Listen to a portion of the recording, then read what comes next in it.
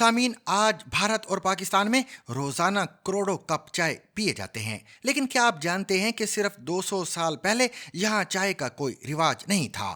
برطانیہ کی نو آبادیاتی پالیسیوں کے تحت چائے کو جنوبی ایشیا میں متعارف کرایا گیا تھا اور وقت کے ساتھ ساتھ یہ مشروب مقامی ثقافت کا لازمی حصہ بن گیا۔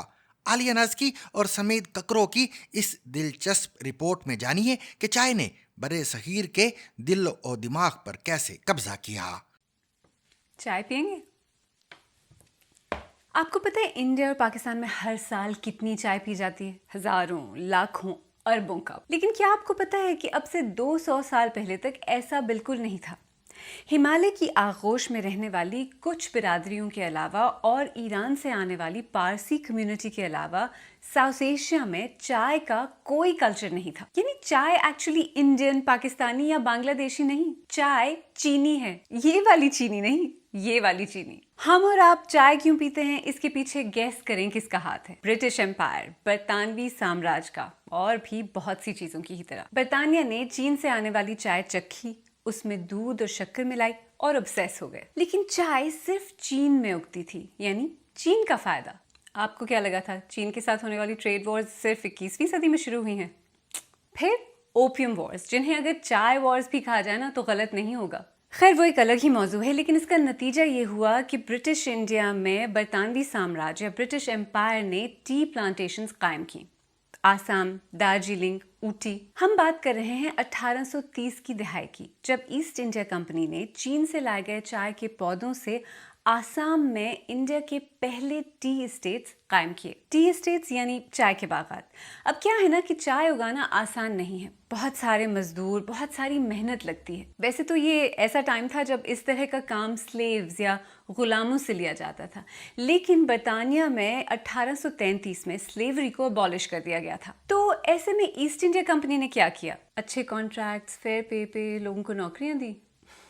غلاموں کی جگہ انہوں نے کانٹریکٹ مزدوروں سے کام لیا۔ حقیقت میں ان کے حالات غلاموں سے کوئی خاص بہتر نہیں تھے، اور ان ورکنگ کنڈیشنز کے خلاف انڈیا میں آوازیں بھی اٹھیں اور اس وجہ سے بھی چائے کی کافی مخالفت ہوئی۔ 1920 کی دہائی تک ساؤتھ ایشین پاپولر کلچر میں میگزینز میں چھپنے والے کارٹونز میں چائے کو زہر کے طور پر دکھایا جاتا تھا، یہاں تک کہ مہاتما گاندھی نے صحت سے متعلق اپنی کتاب میں چائے کو تمباکو کی طرح ایک نشاور شے قرار دیا اور اس کے مضر اثرات کی نشاندہی کی۔ لیکن برطانیہ کو، جس نے چائے کی پیداوار میں چین کو بہت پیچھے چھوڑ دیا تھا، اسے اپنی چائے کے لیے ایک نئی مارکیٹ چاہیے تھی۔ پھر کیا؟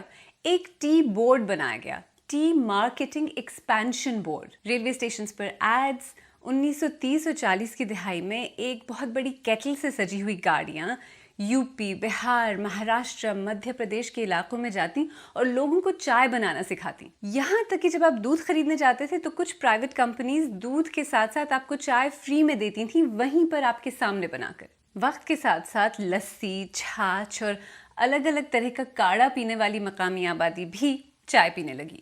لیکن بات تو ہے، جب چائے فائنلی برِ صغیر کے ہاتھ لگی تو اف، کیا سے کیا ہو گئی۔ مسالہ چائے، کٹنگ چائے، سلیمانی چائے، ایرانی چائے اور بھی نہ جانے کتنی چائے، اور آج کل میری فیوریٹ ادرک والی چائے۔ انجوائے۔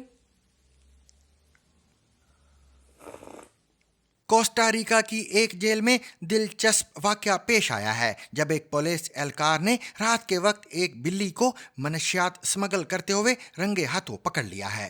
بلی کے جسم کے ساتھ چرس اور کوکین کے چھوٹے پیکیجز بندھے ہوئے تھے۔ حکام کا کہنا ہے کہ یہ منشیات قیدیوں تک پہنچانے کی کوشش کی جا رہی تھی۔ واقعے کی تحقیقات جاری ہیں کہ یہ نیٹ ورک کس نے اور کیسے چلایا۔ اور سامعین، اس کے ساتھ ہی سیربین کا وقت اب ختم ہوا، مگر اجازت لینے سے پہلے اب تک کی خاص خبریں۔